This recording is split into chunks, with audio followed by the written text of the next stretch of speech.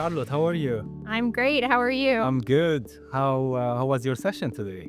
It went really well. Yeah, this is my first time with kind of extended time in Dubai. So it's great to be here and be connecting with people. I think it's a particular moment in time, right, as the workforces are changing so rapidly. So it's great to be in the room with people that are wanting to wrestle with these topics and figure out how to springboard into the future together. Exactly, because no one knows the future right now. It's just rapidly changing, as you're saying, but you're the expert, and you're passing this knowledge through Coursera and the courses, which is widely known. Tell me more about when did you get this idea and about your career. Yeah. So I spent about 5 years in Asia at different universities in a past life and really loved the work that the universities were doing over there. But I had this big question of how do we scale all those benefits of a university environment? And so joined Coursera about 6.5 years ago, started in the degrees side of our business. And I have to tell you, so when I joined about 2-3 weeks in, I accidentally broke something in our platform. The engineers came to me and they said, Charlotte, just throw at your SQL script, your query at it, and have your APIs hit in JavaScript and your Python and terminal. And I was looking at them going, what? What are you talking about? And they said, oh, Language. yeah, if you could do that in the next hour. And I thought, I cannot do that in the next hour. I don't know what any of these things are. And so I went on this big learning curve, and I've now taken 75 Coursera courses. Wow. So I completely reskilled myself in the process. And I work with companies now who are trying to figure out similar things, right? Hopefully it's not because their people did something silly like me and broke the system. No, but that was an amazing, thing that changed what you highlighted the problem, Yeah. and how to solve it then. Yeah. Because you faced that. Yeah. Which is great. Do you think the courses are now the new thing to learn more, to have more knowledge, which is more accessible in a way? I would definitely say university is the base, but we need more knowledge and more accessible knowledge. Yeah, no, it's a really interesting question. So we have about 12,000 courses on the platform. There's university partners, so the likes of Yale, University of London, University of Michigan, and then industry partners, so Google, IBM, so on. And I think what's really valuable about them is that kind of modular aspect of the content. So if I think about my own learning journey, right, I did a bachelor's degree in journalism, so it's fun to sit here with you on a podcast, right? Mom, it was worth it. But my career has changed, the world has changed as well, right? And so if I think about these moments in time in my career where I realized, in order to achieve this next target or goal, I need this skill. How do I fill in the gap? It allows for this kind of career agility. And I think the companies that I'm working with, in my role in customer advocacy, I support our global customers from Bogota to India and everywhere in between. And it's that same question that's coming up all the time right now of our department needs to deliver on this new project or new goal, and our team is maybe here with their skills a lower place than they need to be, and we need to get them 5-10% higher in their skill proficiency to deliver on that target. How do we equip our people to handle all of these changes? And I think sometimes it's that just in time or 4 or 5 week training that can really infuse the workforce to deliver on that next step that can be valuable. Charlotte, how do you see the AI is playing a role in the education, in knowledge, and because it's now becoming the first source we go to and to get the knowledge, to get the information. And do you think it's gonna take over the Coursera? Let me say that. Is it going to? I think it already has, right? I knew there was a critical moment with AI saturation when my mom started using ChatGPT the other day. Exactly. It's maybe emotional connection as well, isn't it? 100%, yeah. Solving problems. And I had a rough layover on my way over here, and I was chatting with it about, how to navigate all the travel disruptions. But I think it's definitely something that's happening. I mean, we're seeing it in kind of two slices, right? Within the Coursera internal space of our own platform. So, as I was learning my own courses, taking the courses on the platform, I think about the likes of an AWS course. So many acronyms and terms that I wasn't familiar with. I wish I had had this coach that we now have. So there's a system that's trained off of all of the content within a course, so that the video transcripts, the readings, the quizzes. So it's almost like an extension of the faculty member. And if you're stuck, you can ask a question to coach and it'll reply. And then what we're seeing is for learners, they're moving through the content faster. They're more likely to pass the quizzes on the first rate. And we're not seeing this kind of cliff of people abandoning the content as much. And so because that was so successful, where we've gone now is you can also do dialogues. So what we've heard from a lot of people is they need this kind of simulation environment for, say, cultivating leadership skills. And they wanted to be able to practice. Maybe you're a new manager and you're struggling with, how do I build these skills? How do I have a difficult conversation? Or how do I do conflict resolution? And it's tough to practice that for the first time with a real human sitting in front of you, right? You need this kind of padded playground. And so these dialogues now are kind of more of a structured conversation to work through, all powered by Gen AI. And what we've heard from people is this kind of simulation environment, it's almost like creating a lot more psychological safety for people, right? There's this trust and security. It reduces the vulnerability of practicing in front of real peers, so that by the time it gets to that real environment, it's a lot better. So I think there's a lot of fear around AI, and I think it's warranted, right? We're seeing the headlines around layoffs and a lot of automation that's happening. That is real. But I also think that there's huge opportunity that can be possible within the education space of how do we personalize learning? How do we really meet people where they're at and give them these kind of customized experiences really rapidly, and leveraging that technology as a benefit instead of just a hindrance? Yes, definitely. And whenever it passes through your organization, it's fact-checked more, it's more, regulated, and what information, because AI, it's just spreading, and sometimes it just give us what we want to hear, not all information are the right information that we are getting from it.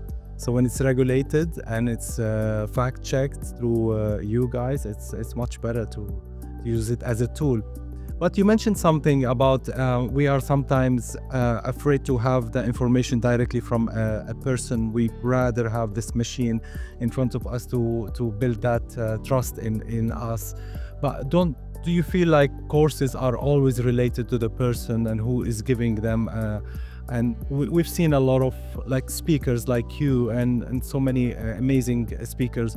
We feel like, okay, I want to buy his course because that's where I trust. Do you always link the knowledge to the person, and you feel like it's more trustable and gives us that affirmation of success somehow? 100%. Yeah, it's a really interesting question, right? Of how do we learn in this kind of changing environment, and where is the knowledge coming from? I think one thing that's really powerful about Coursera is our partnership ecosystem. So you can learn from Vic Strecker at University of Michigan, or Andrew Ng, our co-founder, who's now at Deep Learning AI, and he's a prolific author making so much content.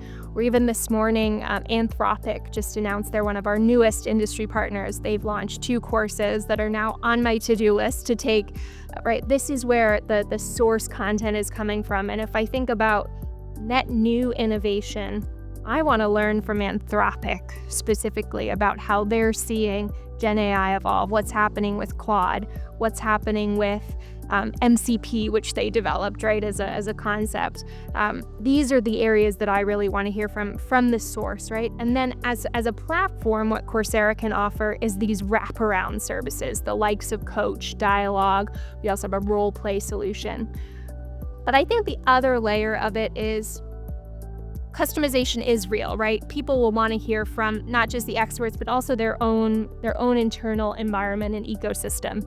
And so one thing we'd heard from people is, they might have liked Module 2 of this Google course and Module 3 of a University of Virginia course, but they didn't want all the other stuff on either side. They just wanted those bits, and maybe a welcome video from the CEO of the company, and then a so what reading with a quiz that had context and the data set from their own company. so that it was fully this kind of unique course experience. And so what we built out is a tool called Course Builder. So you can input in native raw language, right, what you're looking for, and the AI magic happens. My developers would kill me for saying that, right? Much more than just magic, right? It's deep technical work that built out, but it's scraping the full goodness of the catalog and finding the bits, the items within the courses that really hit the nail on the head in terms of the right content for the needs, and then you can customize and adapt for a specific use case. So one of the insurance companies that we worked with, they had a goal to train, I think, 78,000 of their employees in Gen AI, and they realized, okay, we don't need to have our instructional designers making a video on what is prompt engineering. Let's have Andrew Yang explain that to them, right? The guru of AI and ML, right? Let's have that as the opener. But maybe as we think about what this means in the context of our organization, that's where that specialization is really valuable. Amazing. Charlotte, tell me more about you. Let me know more about you on a personal level. I've seen this beautiful henna on your hat. I love exploring. Yeah, we had to travel. So you come from, you said you live in US, I'm based in San Francisco. San Francisco. Yeah. Like, how amazing is like that different cultures and the knowledge about each other. And what did you learn from the UAE? I mean, we started with the henna, which is amazing. I learned that I need to practice my, my sandboarding skills because I was all over it in the dunes on Saturday. But so in my role, I live on a plane a little bit. So I'm on 7 weeks of 9 weeks. This is week 7 of 9 of travel. So I was in Saudi, Paris, Toronto, Mexico City.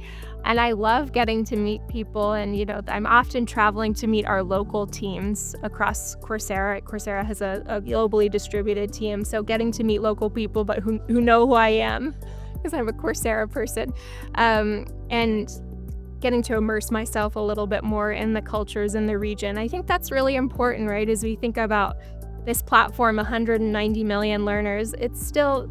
Each of those data points is a person yes. whose life could be changed right through this content. And so humanizing this experience a lot more, getting to see where they live, where they're focused, the challenges they might have, and how we can make sure that our content meets them where they're at, whether that's having Arabic language translation, because people should be able to learn in the language that they speak, right? Of course. And this is honestly a big question, how much the language is getting the best of when it's translated, and how AI in general translating these languages,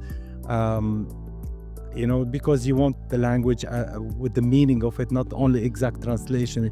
It's just it differs.